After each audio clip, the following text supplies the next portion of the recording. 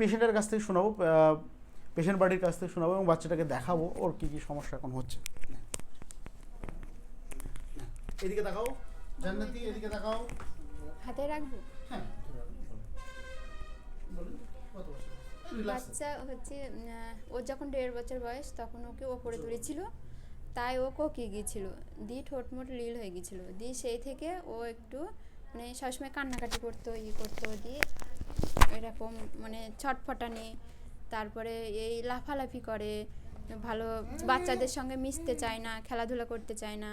তারপরে এই যেমন স্কুলে 5টা বাচ্চার মতো নাই ও, তার এই এরকম করে।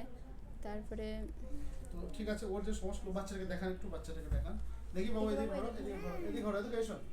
একলা এই যে জিনিসটা বুঝতে এই দেখো, পারছেন, এই দেখো ক্যামেরা করছি, দেখো এদিকে এসো, এদিকে এসো। কিছু ওকে বললে পারে ও মানে সেরকম গুরুত্ব দেয় না, ও বাইরের জগতে নিজের খেলে নিজের থাকে, মানে সেরকম করতে চায় না ও।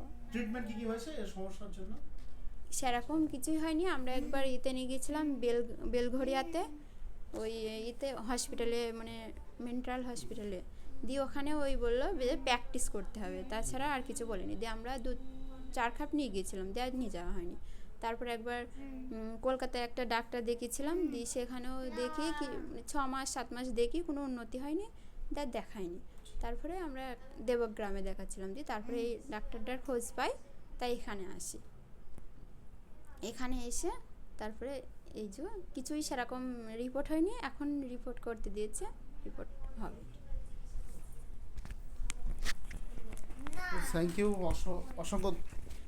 অসংখ্য ধন্যবাদ আপনাদেরকে যে কেসটা শেয়ার করলেন।